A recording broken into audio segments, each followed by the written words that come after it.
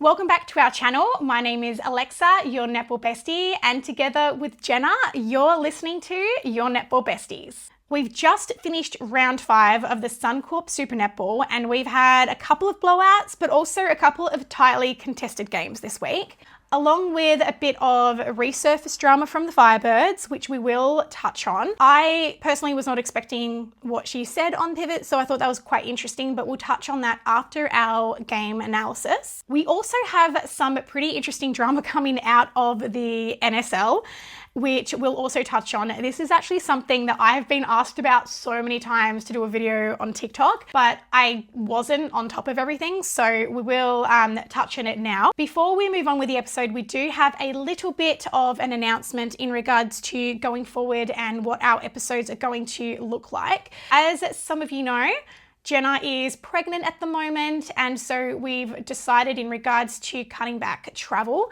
and workload for essentially both of us, we're actually going to focus entirely on the podcast version of Your Netball Besties instead of additionally having the visual YouTube channel. The vast majority of listeners are definitely coming from Spotify for us. If you are listening to us on Spotify right now, make sure you hit that follow button, and also please go and give us a 5-star rating if you enjoy this episode. It really helps push our show out to a new audience, and to everyone who's already done that, thank you so much. We really appreciate it. Jenna, let's get straight into game analysis for this Mother's Day weekend. Can you take us away? On Saturday, we had the Thunderbirds take the win over the Firebirds, 62-53.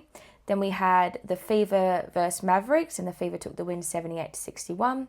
On Sunday, we had Lightning versus Giants, and Lightning came away with the win, scoring 74 to Giants 56. And followed by the most anticipated game of the round, Swifts versus Vixens, and Swifts took the win, 59-51. First game of the weekend was Thunderbirds versus Firebirds. Now, because of the time clash, Jenna and I didn't watch this game live because we were on our way to the Fever game at RSE Arena. So we both watched this on catch up yesterday.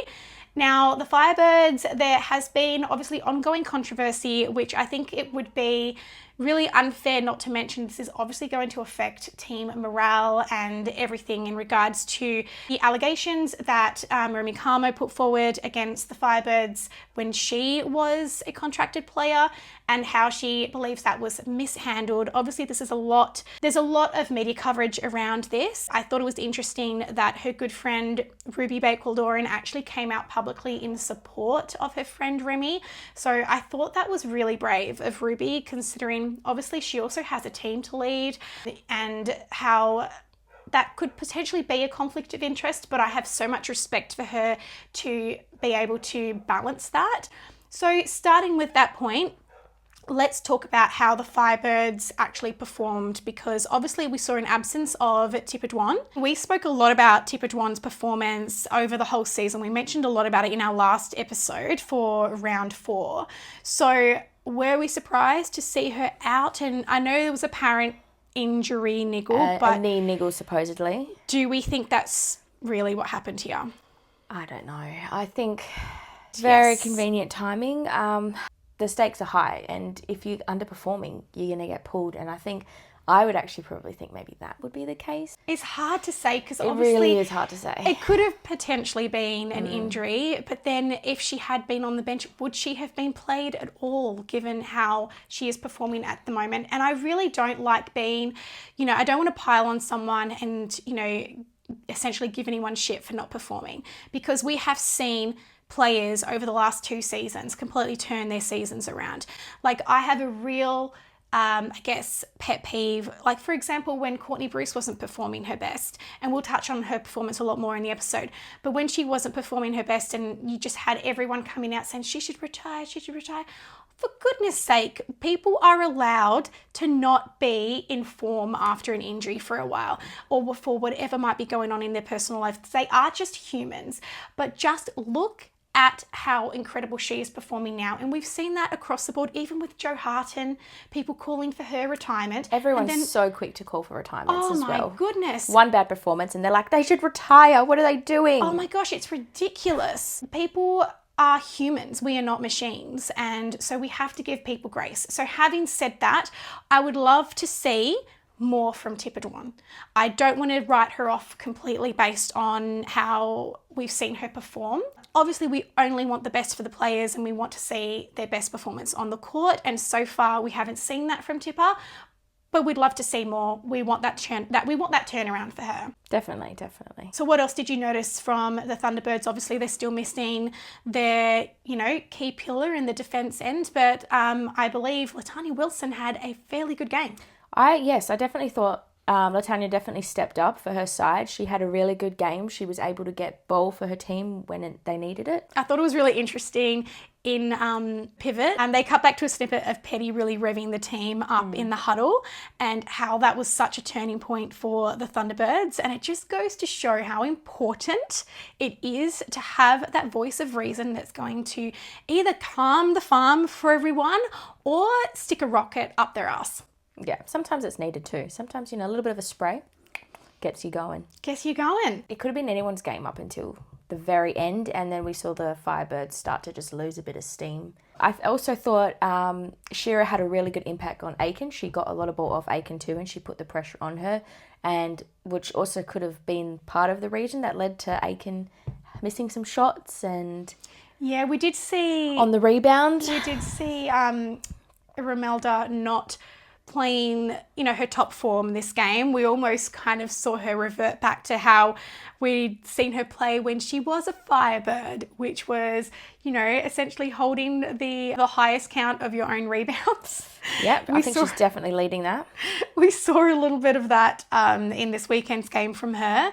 But at the end of the day, when you're getting your own rebounds and then you're still scoring 95% of the time, who cares? Which is what Tanya Obst has very openly said, she's getting her own rebounds. Now let's talk about the Fever versus Mavericks game. This is a game that Jenna and I both attended, of course. Obviously, Fever took this win in a very steady way. They had full control of the game, I think, from the minute it started.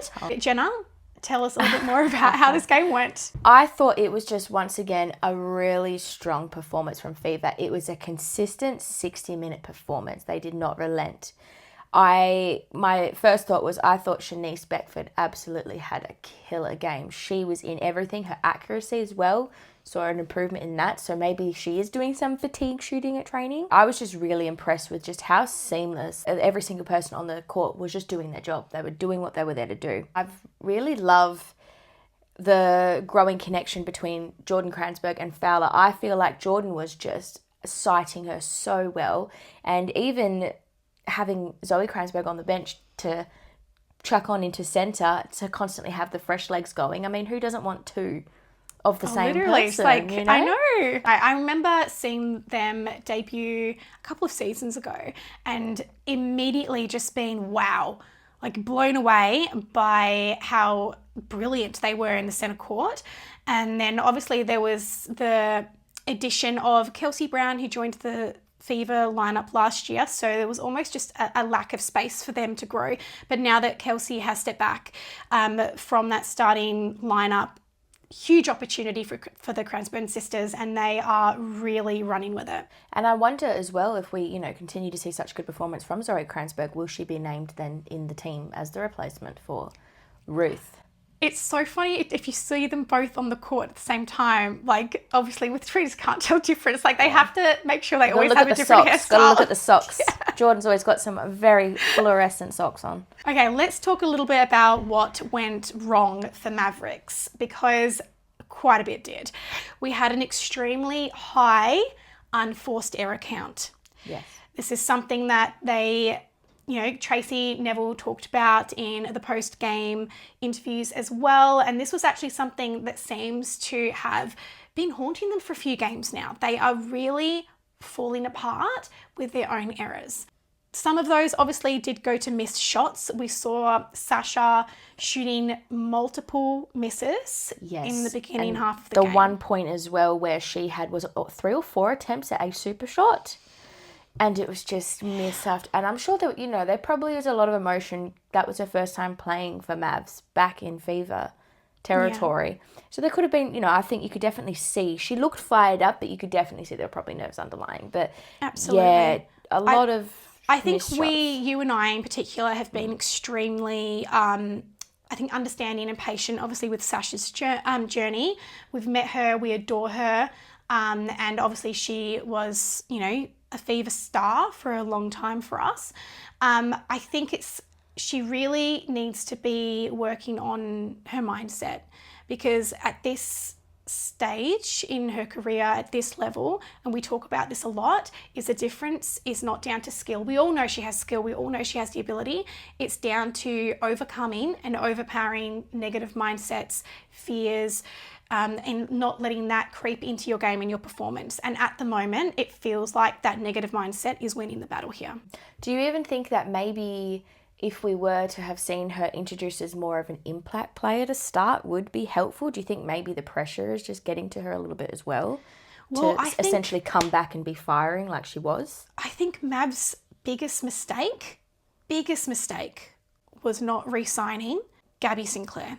That is a loss which we can see now in the Mavericks lineup, because Gabby Sinclair, I would say, almost single-handedly kept the Mavericks in the game last season with her incredible ability to take super shots and her high accuracy. Obviously, they wanted Sasha back, but I think they didn't really think about perhaps whether she would be mentally ready to perform at the level that she normally is. And I think we're seeing now that type of pressure on her shoulders, even with Unique Pallavi on the bench as that second option, we are not seeing the same high percentage and accuracy with the super shots as we saw with Gabby Sinclair. I guess hindsight is always going to be 2020. Yeah. I don't think at the point of the signing, Gabby Sinclair was let go to make room for Shimona Jock, which was completely understandable. Shimona Jock came to the side and absolutely lit it on fire and did incredible. So I think that was well deserved. I think it was definitely stuck between a rock and a hard place. They thought they had Cardwell. And then Cardwell was obviously out with the knee. Mavs are just a bit of an unlucky side. There's always something going up against them. Amy Parmenter didn't play. She was injured. When we saw the late admission of Amy Parmenter, who sustained a bit of an ankle tweak in the captain's run the day before, I immediately knew that was going to really impact their mid-court. Yeah. It has been an unlucky start to the entire Mavericks campaign for both this season and last season. Bad luck, I think, is the best way to put it. Yeah, I think they're still finding, it almost feels like they're still finding their feet and finding their consistency. Obviously, we hope that we see a turnaround from Mavericks. Hopefully some good luck. No more injuries. That would be ideal. Yes, no more injuries. Defensively, we saw a bit of a change happen again with Grenvold coming in. Yeah. I do want to comment, from being at the game and sitting as close as I did, there was some obvious frustration in the defence end, I think, because ball was just going in so well and so quick to Fowler. And I also want to shout out Janelle Fowler, because some of those hits that she took from those defenders were incredibly late and incredibly dangerous. There was times where the umpires just lost complete control of the game. They were not managing it. I think there was 2 hits in a row to Fowler that took Fowler, made her actually stumble or hit the deck, which you think, my goodness. And then another one, and they were all by Kim Jenna, which I know you've very openly shared about her type of play.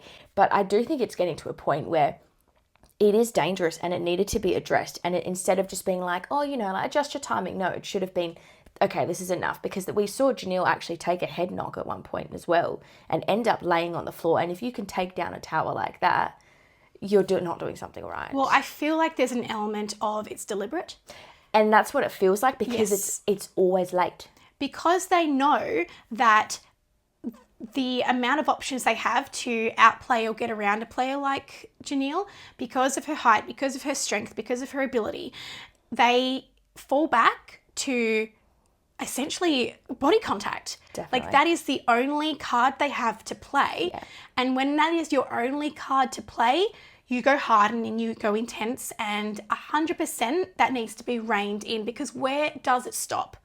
Exactly. Like, it feels like there's no line, and because the umpires aren't controlling the game, it was getting out of hand. Some of the gasps and the sounds from the audience watching that in the game was just, it was crazy. And it also made me think, if that was any other GS, they would not have been able to take a hit and make it look as not as bad as it did. I mean, it looked bad, but those hits would have been wiping them all to the floor. Like, how serious of an injury would a GS have to sustain before the umpire stepped in? It's so funny that you brought this up as well, because this was actually what they were talking about on Pivot as well, but they also had a almost entire defender panel last night, and I disagreed with what they were saying, because they were defenders. They were very much in the side of, oh, you know, it's just the game, everyone gets a bit of a knock, like all the shooters, and it's not just Janelle, because they were talking about the fact that Dan had made a point of saying how ridiculous essentially the level of contacts on Janelle were, and that it needs to be looked into, and that the defenders were essentially, like, on the panel were saying, oh, but everyone gets the contact, it's across the board, like, it's definitely not down to, you know, if you make special special exceptions for one player, then you have to make special exceptions for others. I disagree, because I think everyone knows it's like when you are the reigning premiers, everyone's going after you, right? Everyone's going harder. When you are the reigning GOAT and you are back and you have made such an obvious impact in the entire Fever results and the team, and so your impact is indisputable. Everyone is coming hard at Janelle, and I think it's ridiculous to pretend otherwise. The defenders are 100% being harder on the body on Janelle because they think she can take it. And I think that is bullshit. It is. It's too much. It's just dangerous. And that's where it makes me feel like, how bad of a hit does she need to take before it's actually addressed and called? Exactly. But also, it was very obvious, the late contacts, the dangerous play. They were playing out of frustration, especially from seeing Grenville come in.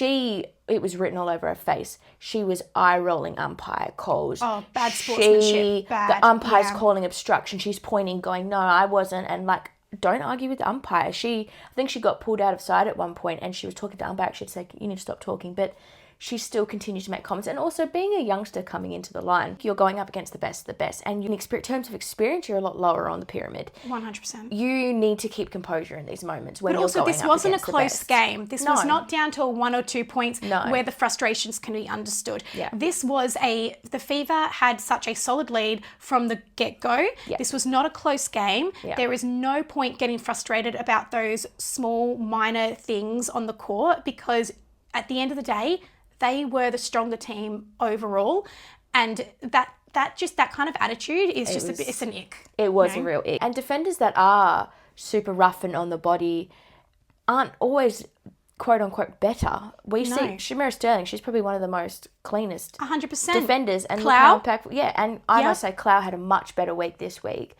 She played way off, and look at the impact she had. Yeah. Way more impactful than someone who was absolutely riding you and coming in late constantly. I hate to say it, but I think that the Mavericks defenders, sometimes it looks like that is exactly what they're trying to do. I must say, I add as well, I actually thought the Mavs did a better job feeding Jock. They did have some really good passages of play, and they did do some very impressive long bombs into her that she took on the stretch, even with Dehaney really putting the pressure on her too. So yeah, I will give them credit. Well, as always, Jock put out a 10 out of 10 performance, pulling in passes that, you know, sometimes aren't great. Did not look like that. You know, we cannot sing Jock enough praises. We honestly think she's an absolute superstar.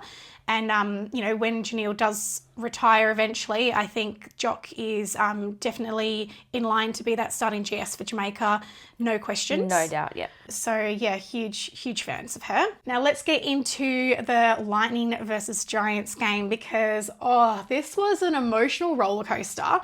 But you had a good weekend at least. I did. Yeah, win-win for me. This was an emotional roller coaster just because, obviously, being a Lightning fan as well, this was a beautiful performance from them. Honestly, borderline flawless. But at the same time, we saw such a beautiful game from Giants last week that it was quite heartbreaking to see it fall apart for them this week. Okay. So I do want to point out the fact that, like we mentioned earlier, the naysayers of Jo Harten, I think we can see so clearly now that her presence in this team is quite pivotal. And we saw JLP taking on that captaincy in her absence and working overtime. Honestly, I don't know what would happen to Giants if JLP got injured.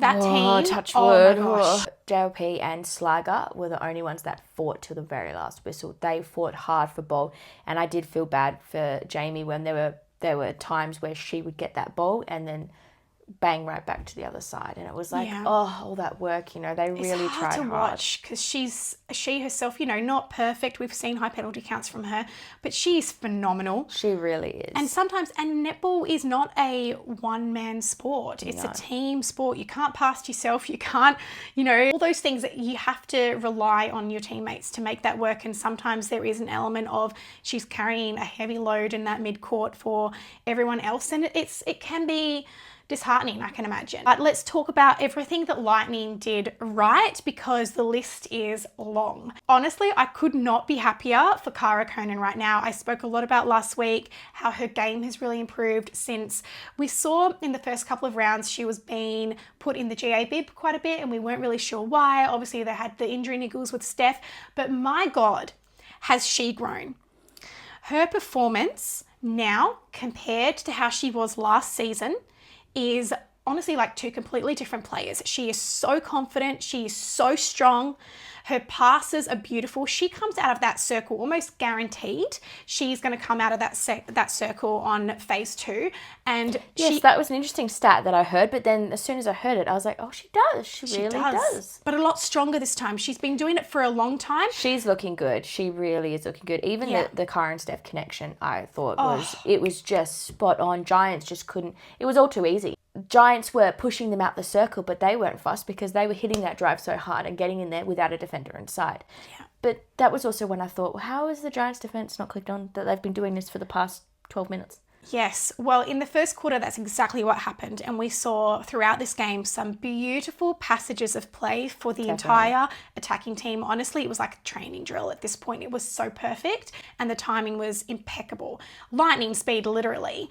But I do want to talk about the fact that in the second quarter, the Giants did have a little bit of a change up in their strategy where they were starting to shut down and double team Cara. She was very clearly taking the vast majority of the volume of shots in the first quarter.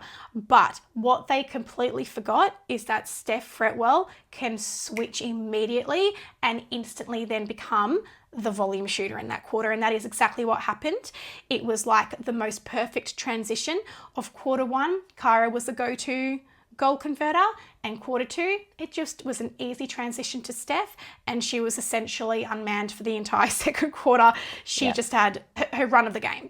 It was impeccable, beautiful netball. We also saw Courtney Bruce, and I'm so happy to see her continue her dominant run, especially after so much criticism that she received after her injury niggles and not playing 100% and having to share the minutes with Irvin, and obviously Irvin playing so well and that overshadowing Courtney's performance, and then just your typical online gossip of, has Courtney had her best day? Should we just give the once starting... again, the mob's out. Yeah. Oh my goodness. But Courtney did look like her old self, and it's good to see her get there because at the end of the day, she is a very good player.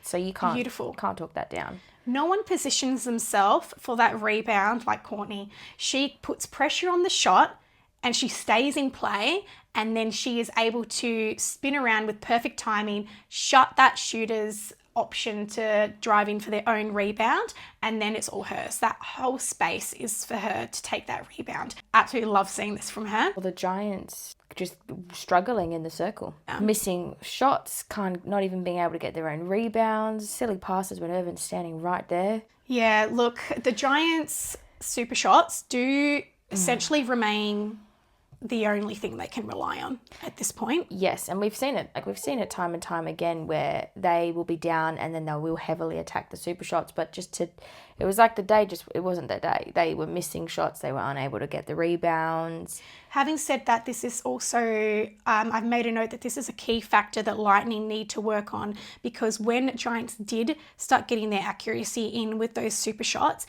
and creeping back the scoreline, which they did twice throughout this game, particularly at the end, that is where Lightning lost their games last season, is where they had the vast majority control of the game, and then in super shots with teams like Giants or Swifts, just completely annihilated the scoreline deficit with that super shot.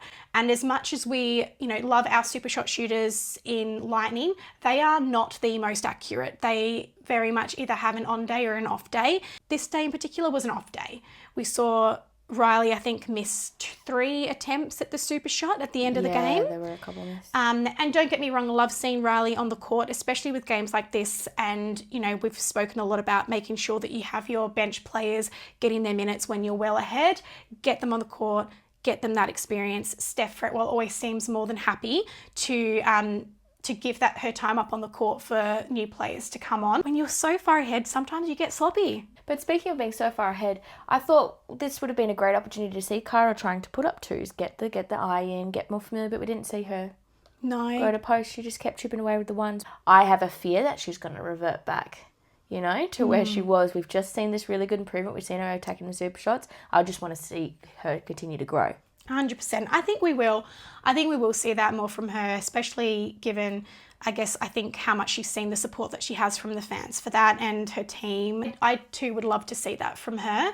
And can you imagine if she starts nailing super shots consistently, Cara Conan will be unstoppable. Oh, definitely. Yeah. Like, everything that she has added to her gameplay this season has been, you can obviously see who I'm going to pick for my MVP this round, but I have just been so blown away. And she is someone who, again, we saw really struggle for a little while there. Yeah. So I love seeing such a turnaround. Well, we did see for Giants as well, we saw Otai come on. Oh, yes. In GS.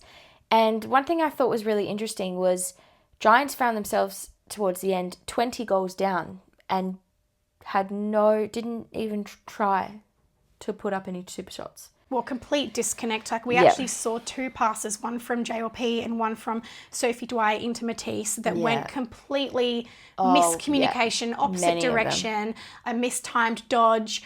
It was just, complete fall apart in that communication there. I still think Giants are looking for the strength in wing attack. I don't think they've found it yet. Well, we've got Hay, and then we've got White. I think Grace White, I would have liked to see her injected a bit earlier. I think Hay was just turning over too much ball for them.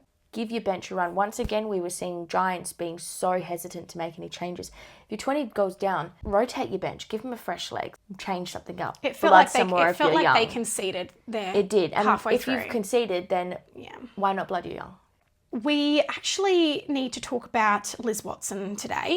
And obviously, overall, she had a great performance. There's no disputing that. The attacking end, of which she is a driving, punching through force of that, was consistent, beautiful, flawless, except for footwork calls. And this has been something that she's been getting called for a lot over these past few weeks, footwork. Yes, and the commentators mentioned it as well. This needs to be something she's talking to the umpires about what it is that she's doing that she's not aware that she's doing, because she is way too experienced to be getting called for footwork.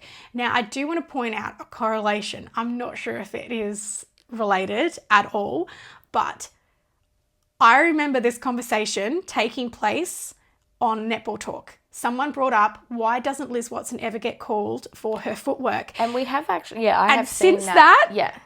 Since that conversation, the umpires are in the chat. The umpires reading this? And the chat's going, oh, okay, footwork. I'll keep an eye on that. I feel like I'm not 100% at all saying that's what happened, but I do want to note the timing that as soon as that conversation did kind of take off and someone, I guess, brought it to everyone's attention in the Netball Talk Facebook page, that all of a sudden the umpires are calling her for footwork. And I think the commentators made a note that it has been 5 so far. Yeah. 5 footwork calls in 5 rounds. Someone as experienced as Liz Watson as well. This is the thing, right? If you catch someone's eye, then everyone's going to be looking for it. Yep. It's kind of like when JLP was getting a lot of attention for, body contest, and now they watch for it constantly. She's under a microscope for it. Yeah, hopefully, Liz can have a talk through with Belinda, figure out what she's doing, and perhaps adjust, because obviously the umpires are watching her for it. Obviously, aside from that, Liz Watson, phenomenal player. Yeah. Phenomenal performance, as always. At one point, I think it was in the third quarter, the Lightning actually had an 8-goal run. Yeah. Talk about putting your foot down. Like, that has got to be so demoralising. But even Belinda Reynolds, you could see when, even though they were up by so much, she was like, nah, we're still going hard. She wanted that win.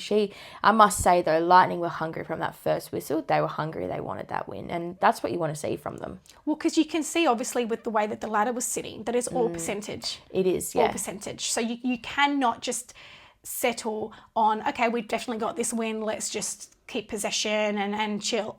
And after Fever winning by 17 goals, I think.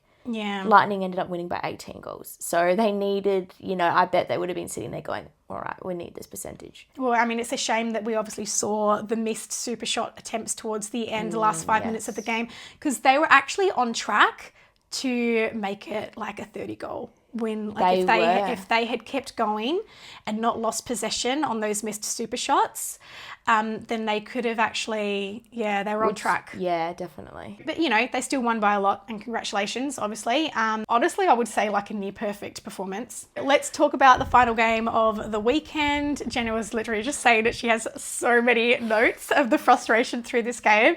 So obviously we had Swifts beat out the Vixens. Now, this was an interesting game. This was a tight game. That's one word for it. For the vast majority of it. I wouldn't even say tight in a good way.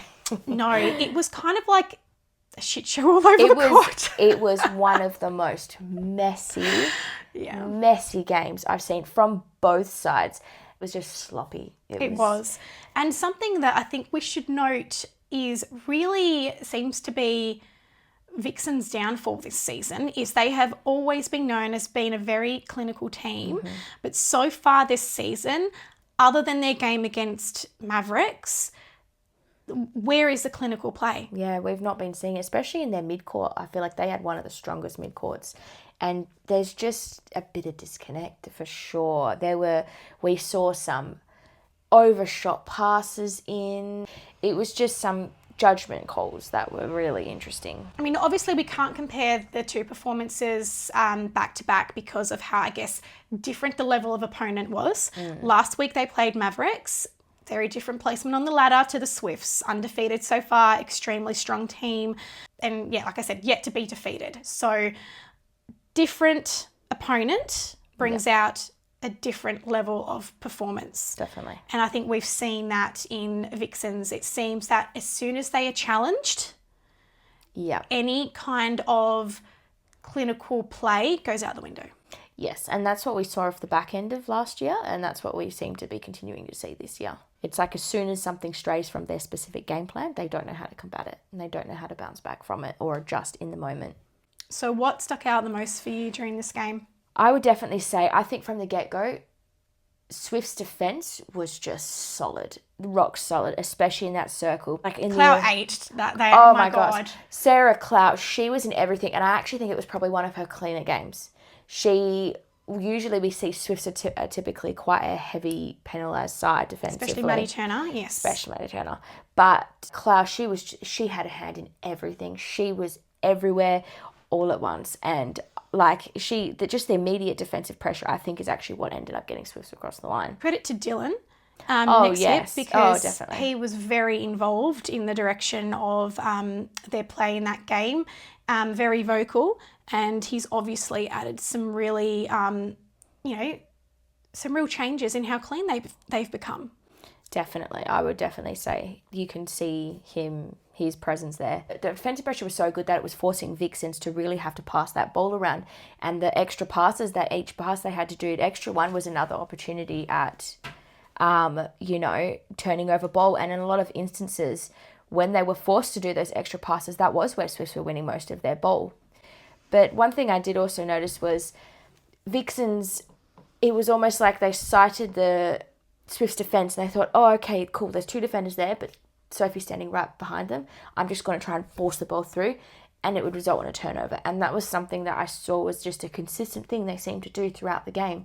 It felt like they were trying to pass through people to their players instead of reoffering or creating a different opportunity. It's not what we would normally see from them. Well, we also saw what I think is an example of Swifts taking their goal shooter for granted in regards to some insanely bad passes from so far away from the circle. And obviously we see that has worked for them before, and Grace Mweke can pull in a lot of those balls. But like I said, they've taken her for granted because some of those passes were ridiculous. Yes, and I actually think this was probably one of Grace's more quiet games. The ball was not going in as freely as we've seen it. They were not having the confidence to lob it in, and when they did, the passes were usually off. Well done to Rudy Ellis for putting that pressure on. I must say, I thought she came off the body a lot more, and I think even towards the end, Simone was like, get on the body. So interesting. Yeah, you're right. I did remember her saying that. Yeah, which is the opposite of what we've heard her say. Opposite of what? But you know what? At least she adjusted. I think she was really contesting, and her and Jo were keeping Grace quiet. In the second quarter, it was probably one of the messiest quarters of the game. We saw turnovers after turnovers going both ways, players on the floor. Yes. What is going on? Oh my goodness. I can't believe how many people we saw on the floor in this game.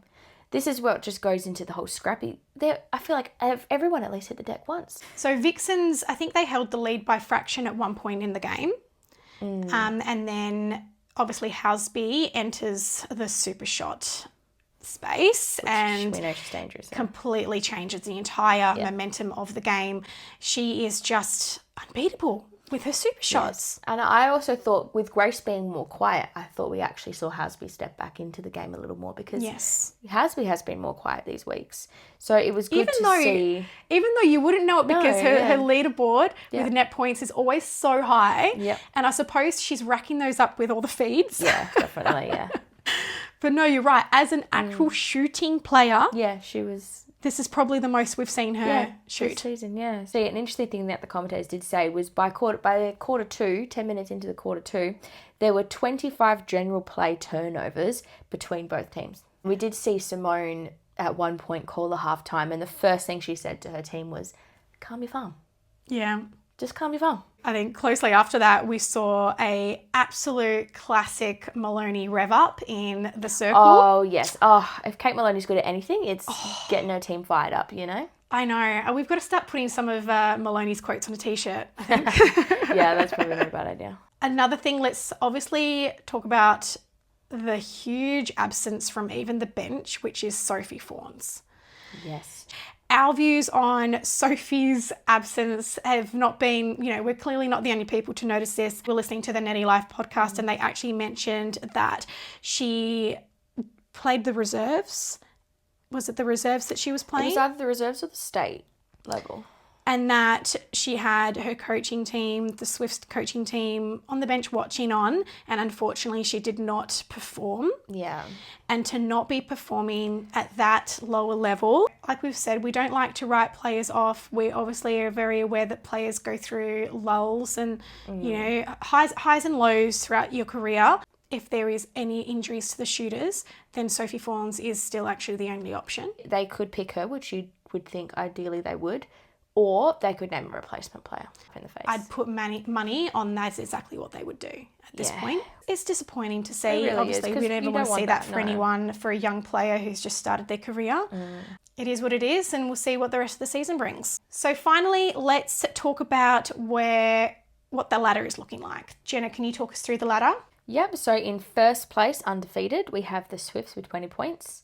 Second place, currently, we have Thunderbirds, Lightning and Fever, all with 12 points. We have our bottom four, Firebirds and Vixens with 8 points, sitting in third position, and then the Mavericks and the Giants sitting in fourth position. So they've had one win each. One win each, yeah. So obviously we're seeing a little bit of a split now. Last week, very, very tight positions on the ladder, and now we're starting to see the real separation between who are the stronger teams and the weaker teams this season. Fever have made that jump from the bottom to the top four. They were always in my top four from the get-go. Yes. The current people sitting in top 4 was who I've all picked for top 4. Okay, so let's talk about the drama that's been happening in the NSL. I keep saying SNL, but it's NSL. I've gotten so many messages about this. So obviously they introduced the 2-point shot over into the UK League as well. I believe that started this season. We'll talk about the ridiculous name they decided to call it later, but let's focus on this. So I didn't really know what was going on. I saw something about an incorrect call scored at the end in the super shot time, or what do they call it again? It's not... calm and gentle or something? It's the soft and gentle. Soft and gentle. That's their sponsor. That's embarrassing. That's their sponsor's name. Oh my God, it's embarrassing. I'm sorry. Who came up with that? No. Soft and gentle super shot. Okay. The soft and gentle super shot in the NSL. I must admit, we just were discussing this off mic to familiarize ourselves with what happened. And I just saw that the announcement was that the umpire's rule is final.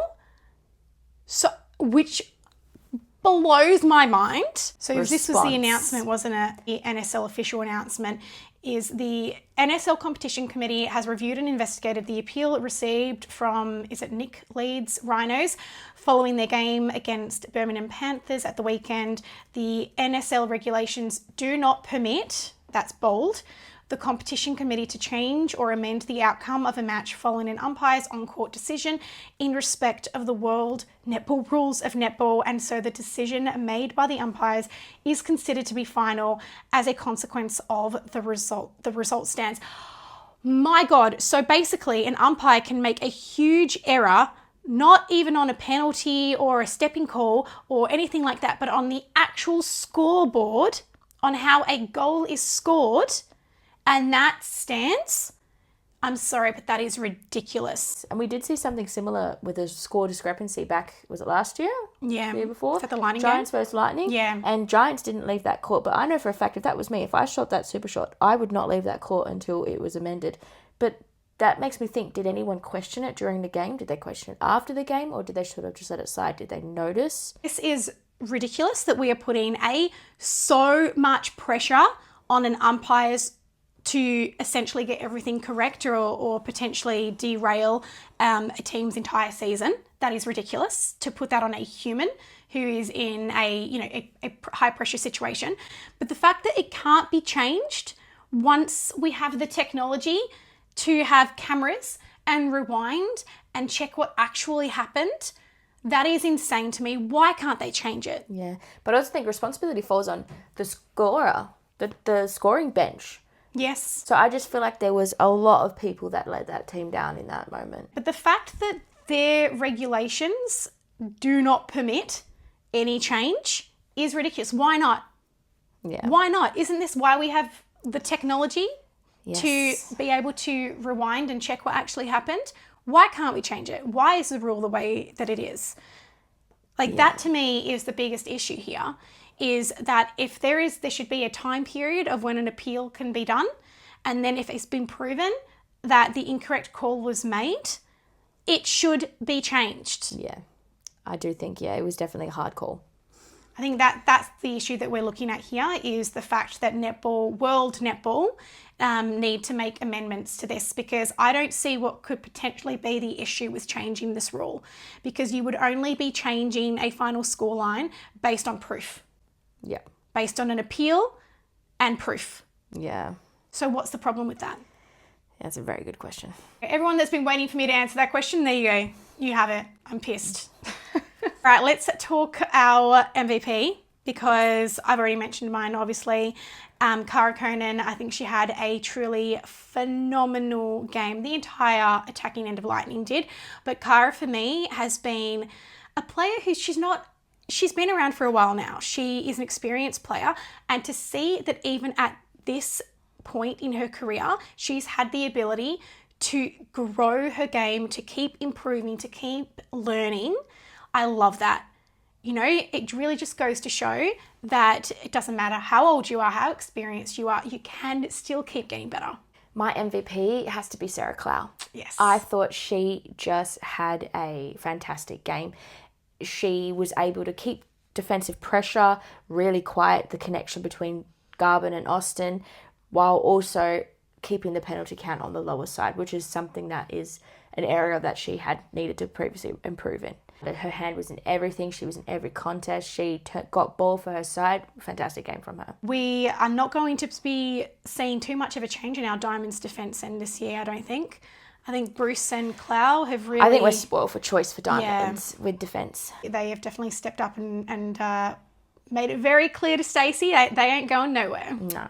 Well, that's it from us for round 5. We hope you have enjoyed this episode now that it is exclusively in podcast form. So thank you so much if you are still listening at this point. If you have a second to go and give us a 5-star rating on Spotify, we would love that so much. Really, really appreciate it. And thank you to everyone who already has. And don't forget to follow us and, of course, tune in for next week's round 6.